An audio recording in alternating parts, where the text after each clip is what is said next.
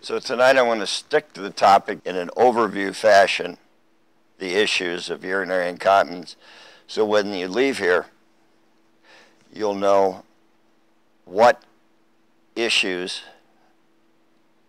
are important to think about when you're trying to decide if you have a problem or someone you know has a problem, and you'll understand the process of how we look at this to analyze it and begin to come up with a solution. Urinary incontinence, what is it?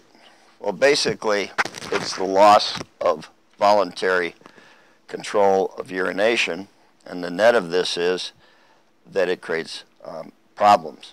You can see here that it involves a lot of people, and when you consider this statistic, you'll see that women are much more involved with incontinence than men. It's a huge problem for any individual who has it. Bladder function is a key issue in continence. Many of us may think of it as just the shutoff valve, but it's really much more.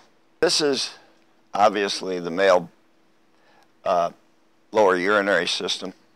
This tube is the urethra, and this is the bladder with its very unique characteristics.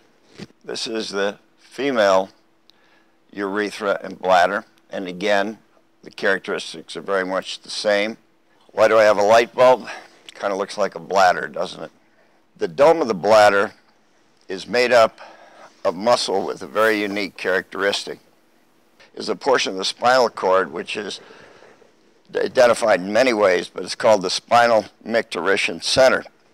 And what it means is that when you go from the continent to the emptying state, a number of the impulses that get to the bladder that control this compliance, that interaction results in continence. Now, I'm sure that we all have had the experience of drinking a thick milkshake. And we take it through a straw, most likely. And as you're sucking on that straw, I'm sure you've had the experience where the straw's collapsed and you can't get the milkshake through there. So you're really trying to figure out what happened. Well, that very same mechanism is at work here in the urethra. And what happens in that straw, as you're trying to pull this fluid through it, the straw collapses, but then it seals. It seals because the surface tension of the two sides of the urethra come together and nothing goes through it. Now add to that that there's muscles here, which we call sphincter muscles, shutoff valve, and that sphincter is wired into the spinal micturition center. So when this area is relaxed, this area is innervated, and this sphincter has some tone, and it tends to encourage that coaptation, or the sealing of the urethra. When this area is energized, then so the muscle will contract, this area automatically relaxes, so the resistance is reduced, and the volume of urine, which is in the dome of the bladder, is pushed out. And that is some of the very basics you have to understand about urinary control. And those are the things that you're looking for to see if they're working when this system is operating properly, or for that matter, improperly. If our bladder is contained appropriately in the pelvis, not only is the dome of the bladder above the pelvic floor, but so is the urethra. So if we cough or strain, we put pressure on the dome of the bladder, but we put equal pressure on the urethra, and there is no gradient of pressure, and therefore it's a zero-sum balance. That has a lot to do with continence. Here's what I was trying to show you. Here's the bladder within the abdominal cavity within the pelvis in its appropriate position. When the bladder becomes mobile, and there's a number of reasons why that occurs, which we'll talk about momentarily, the bladder can move. And when the portion that's the urethra and the sphincter moves through the containment mechanism in the pelvis, now when you cough and strain, you put pressure on the top, but there's no offsetting pressure here.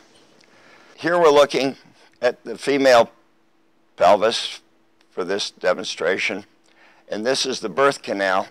And the women who have had 2 children or more, all of them have this configuration of their pelvis, which allows bladder mobility, and when it falls into this space and not offset by pressure, it's a form of incontinence. We'll talk about it in more detail.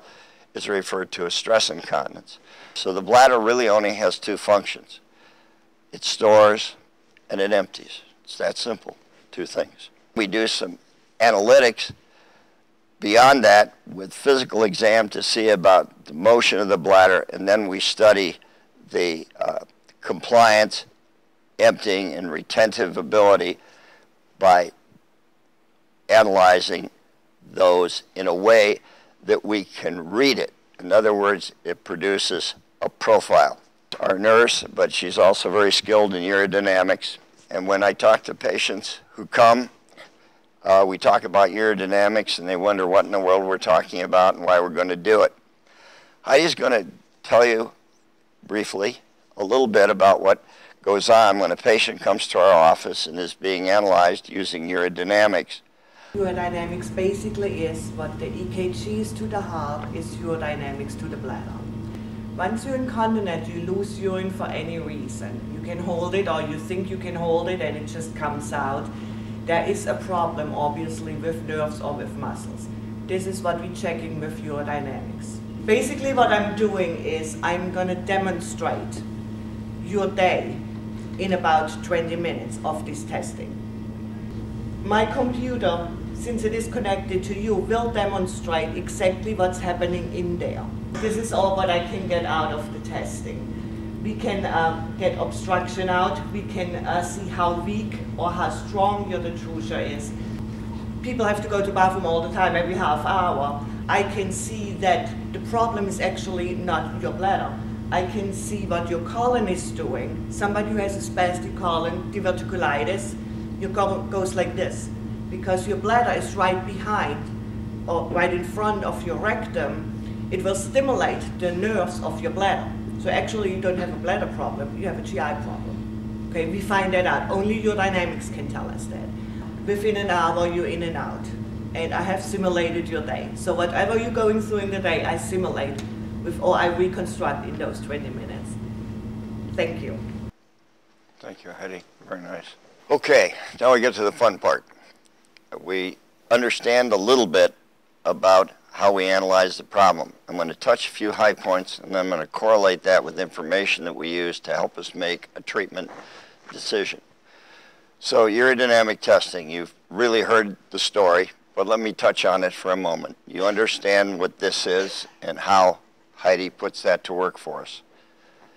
Now, she was talking about the bladder going through various responses.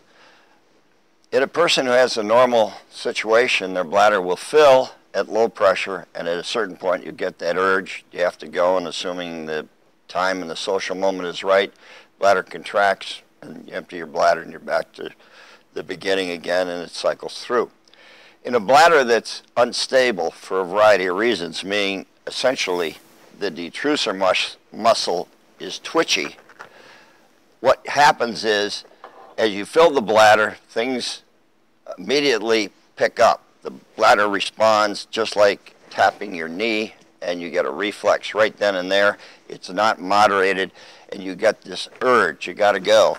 And then maybe it'll die off for a minute, and then it'll go forward. This is a situation that creates urgency, frequency, and maybe even urge incontinence. This is a brief overview of a urodynamic tracing. Looks something like this, correct, Heidi?